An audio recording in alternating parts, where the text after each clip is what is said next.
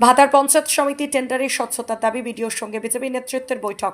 পূর্ব বর্ধমানের ভাতার পঞ্চায়েত সমিতির বিভিন্ন নির্মাণ প্রকল্পে টেন্ডার প্রক্রিয়ায় স্বচ্ছতা নিশ্চিত করার দাবিতে সোমবার ভাতারের ভিডিও অনুপ চক্রবর্তীর সঙ্গে বৈঠক করলেন বিজেপি নেতৃত্ব। বৈঠকে উপস্থিত ছিলেন ভাতার বিধানসভা 2021 সালে বিজেপি প্রার্থী মহেন্দ্রনাথ কুমার সহ দলের অন্যান্য নেতারা। জানাচ্ছে, পূর্ব বর্ধমানের ভাতার পঞ্চায়েত সমিতিতে নির্বাচনের আগে একাধিক নির্মাণ কাজের টেন্ডার ডাকা হলেও নির্বাচনী বিধি কার্যকর হয় কাজ শুরু করা যায়নি। পরে রাজ্য সরকার পরিবর্তনের পর ওই কাজগুলির জন্য পুনরায় রিটেন্ডার করা হয়েছে। মহেন্দ্রনাথ কুমার আরও বলেন, বর্তমান সরকারের জিরো টলারেন্স নীতির ভিত্তিতে স্বচ্ছতার সঙ্গে নির্মাণ কাজ সম্পন্ন হওয়া উচিত। টেন্ডার বা নির্মাণ কাজে কোনো অনিয়মের অভিযোগ প্রমাণিত হলে সংশ্লিষ্ট দপ্তরের দায়িত্বপ্রাপ্ত কর্মী বা অন্য কেউ জড়িত থাকলেও আইন অনুযায়ী কঠোর ব্যবস্থা নেওয়ার দাবি জানান তিনি। পূর্ব বর্ধমানের ভাতার থেকে শেখ মিলনের report, crime press Bengal news. আমরা বিডিও স্যারের সাথে একটু কথা বলতে এসেছিলাম, ভিজিট করতে।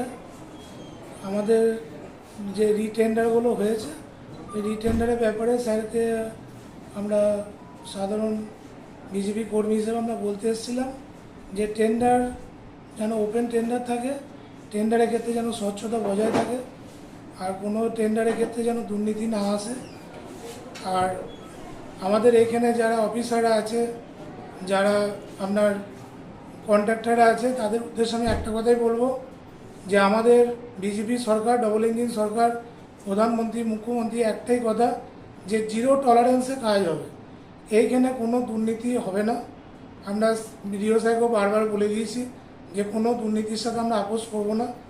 আমাদের এমএলএ সাহেব তিনিও একই মতের এখানে মতাদর্শ, কারণ উনি মুখ্যমন্ত্রী, প্রধানমন্ত্রী কথা শুনি উনি চলবেন আমাদের সাথে, যে এখানে যে কাজগুলো হবে স্বচ্ছতা রেখে ওপেন টেন্ডার হবে। তৃণমূল আমলে যেগুলো হতো কাটমানি খাওয়া, সেই ক্ষেত্রে আমাদের টেন্ডারে যে কাজগুলো হতো একবার সমিতি থেকে একবার পঞ্চায়েত থেকে সব জায়গায় কাজের গরমিল হতো, কাজগুলো ভালো হতো না, রাস্তা উঠে চলে যেত, বিল্ডিং পড়ে যাচ্ছে, গোডাউন ভেঙে যাচ্ছে। যত কাজ হয়েছে তৃণমূল আমলে কাটমানি খাওয়ার জন্য সব কাজগুলো নষ্ট হয়ে গেছে। আমরা চাই না বিজেপি সরকারে আমাদের প্রধানমন্ত্রী, মুখ্যমন্ত্রী যে নির্দেশ দিয়েছে যে কোনো ক্ষেত্রে কোনো সরকারি আধিকারিক হোক, কোনো দালাল চক্র হোক, যদি কোনোভাবে কোনো কাটমানি চায় বা কিছু করে, তাহলে ডাইরেক্ট মুখ্যমন্ত্রীকে ফোন করবে, ডাইরেক্ট কমপ্লেন করবে বিডিওকে, মুখ্যমন্ত্রীকে। সেই ক্ষেত্রে সরকার জিরো টলারেন্সের পক্ষে একদম 100% আমাদেরকে সাহায্য করবে। আর রিটেন্ডার বলছেন, ফ্রেশ টেন্ডারের ক্ষেত্রে কিছু ফ্রেশ টেন্ডার, রিটেন্ডার সবেরই ক্ষেত্রে যেন কোনো দুর্নীতি না থাকে। আমরা বিডিও সাহেবকে একটা কথাই বললাম যে কোনো সরকারি আধিকারিক, যদি ইঞ্জিনিয়ারই হোক, কোনো অফিসারই হোক, যদি কোনো আমাদের ঠিকাদার হোক, যদি কোনো দুর্নীতির সাথে যুক্ত থাকে আমরা কমপ্লেন করব, আপনি যেন উপযুক্ত ব্যবস্থা নেবেন।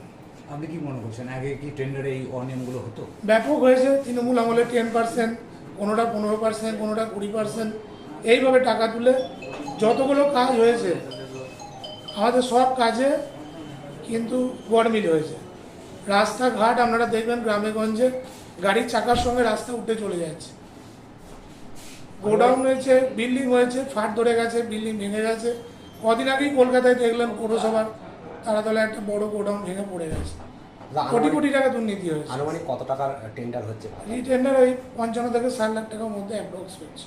বড় কাজ কিছু রয়েছে সেরকম? বড় কাজ আছে, 10 লাখ, 15 লাখ, 18 লাখ এরকম কাজ আছে। কি বিডিও সাহেব কি আশ্বাস দিলেন?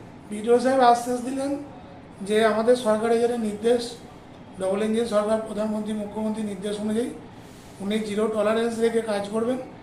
কোনো ইঞ্জিনিয়ার, কোনো অফিসার যদি এর সাথে যুক্ত থাকে, আমরা যদি কমপ্লেন করি উনি ইমিডিয়েট তাদের সাসপেন্ড করবেন।